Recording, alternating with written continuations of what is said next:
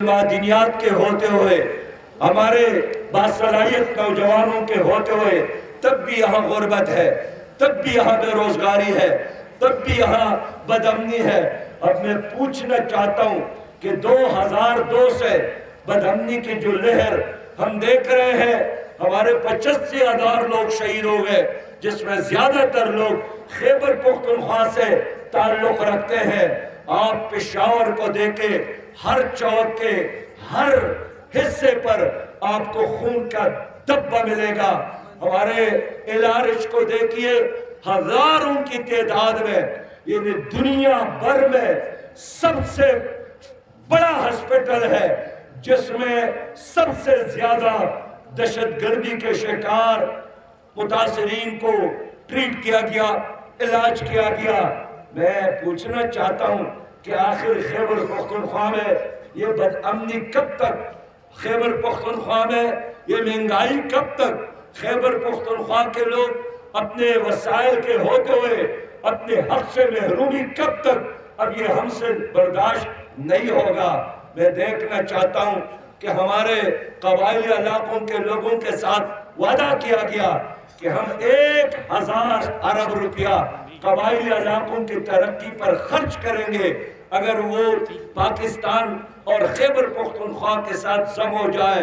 انہوں نے خوشی کے ساتھ مرکزی حکومت کا یہ منصوبہ قبول کیا، لیکن آج قبائلی علاقے کے لوگوں کے ساتھ انہوں نے کیا کیا؟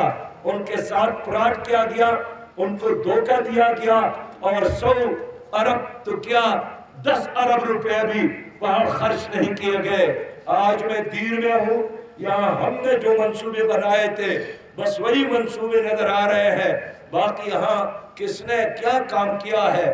یہاں صحافی حضرات بیٹھے ہیں، یہ سامنے پریس کلب آپ کے لیے جماعت اسلامی نے، یہاں وکلاء بیٹھے ہیں، آپ کا یہ بار روم جماعت اسلامی نے، یہاں کوٹو hydel power project Jamaat Islami نے، سامنے بلامبٹ اریگیشن کا عظیم شان منصوبہ جماعت اسلامی نے، میڈیکل کالج میرے دائیں جانب یہ عظیم شان منصوبہ جماعت اسلامی نے، میرے بائیں جانب خزانہ بائی پاس کا عظیم شان منصوبہ جماعت اسلامی نے، یہاں میرے بائیں جانب ایک عظیم شان لائبریری موجود ہے جماعت اسلامی نے، یہاں عظیم شان یونیورسٹی جماعت اسلامی نے، آپ کے لیے بورڈ کا تحفہ جماعت اسلامی نے۔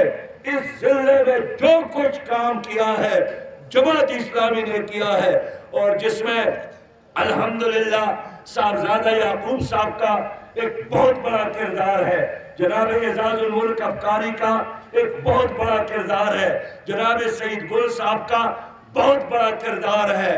ہم نے بھی آپ کی نمائندگی کی ہے، ہم نے اس صوبے کو قرض فری صوبہ بنایا تھا، میرے بعد اب اس صوبے پر 1,000 ارب سے زیادہ قرضہ ہے۔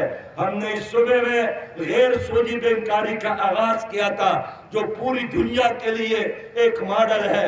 ہم نے اس صوبے میں خواتین کے لیے گرلز میڈیکل کالج بنایا، جو پہلا گرلز میڈیکل کالج برائے خواتین ہے۔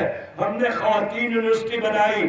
میں اس لیے اللہ کی شکر کے ساتھ کہنا چاہتا ہوں کہ ہمیں جب بھی موقع ملا ہے ہم نے ڈیلیور کیا ہے، ہم نے اپنی صلاحیتوں کو اپنی قوم پر نچاور کیا ہے، لیکن دوسری لیڈروں کی طرح ہم نے ملازمتوں کو فروغ نہیں کیا ہے، ہم نے میرٹ کی وائلیشن نہیں کی ہے۔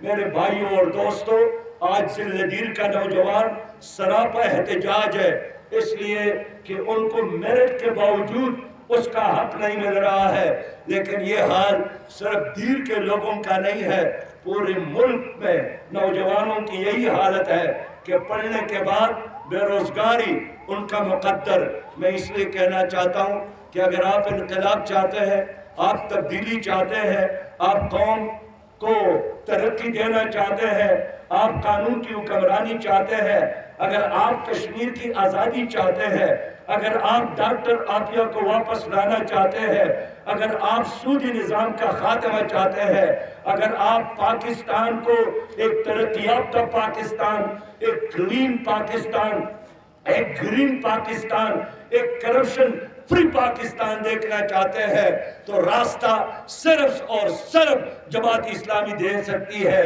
میں نوجوانوں سے کہنا چاہتا ہوں، آپ پاناما لیکس کو اٹھا کر دیکھیے، ہمارے علاوہ سب کے نام اس میں موجود ہے۔ آپ پنڈورا بکس کے فہرستوں کو دیکھیے، ہمارے علاوہ سب کے نام اس میں موجود ہے۔ آپ توشخانہ لوٹنے والوں کے نام دیکھیے، ہمارے علاوہ سب کے نام موجود ہے۔ آپ نیب کے دفتر میں جا کر ان کے لسٹوں کو دیکھیے، ہمارے علاوہ سب کے نام موجود ہے۔ تو اگر اس دنیا میں 5000 ارب سے زیادہ سالانہ کرپشن ہوتی ہے پاکستان میں، تو کون ذمہ دار ہے؟ یہی پارٹیاں ذمہ دار ہیں جو آج پھر کہتے ہیں کہ ہمیں اختیار دے دے۔ اگر 102 کروڑ آپ کے نوجوان تعلیم سے محروم ہے، یہی لوگ